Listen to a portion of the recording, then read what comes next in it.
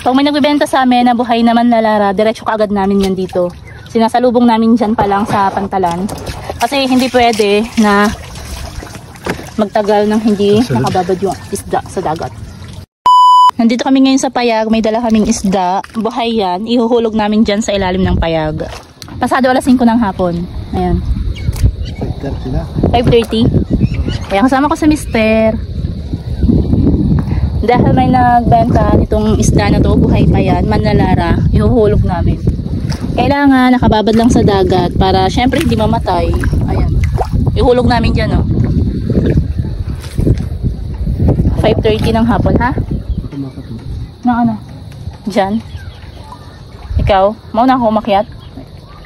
Paano mamatay ito? Ikaw mauna. Dala ka ng ano, balde. Oo, sige. Ayan, sunset. Tuwing hapon dito sa payag, kitang-kita mo yung sunset. Dara nga din. Tapo. Sige, akyat mo na ako. Oo.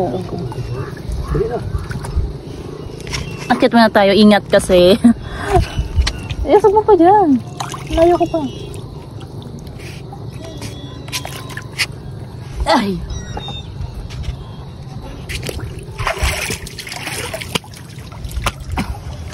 Buksan natin.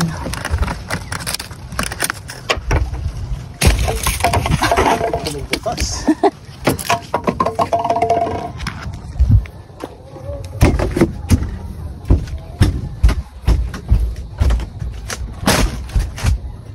Nasaan yung balde? Awas yung pala. Ah. Ganda ng sunset.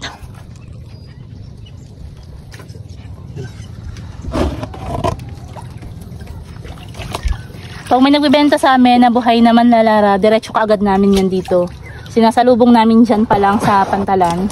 Kasi hindi pwede na magtagal ng hindi nakababad yung isda sa dagat.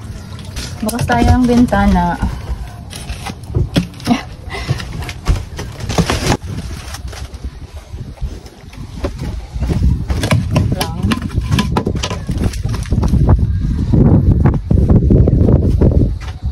Siki.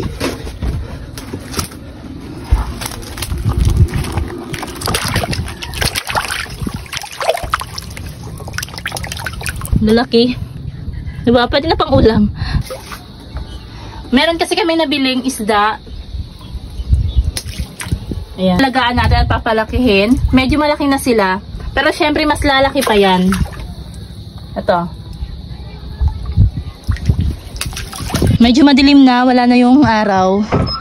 Tapos na kayo maghulog ng mga isda. Uwi na kami. Yun na yung sinadya namin ngayon.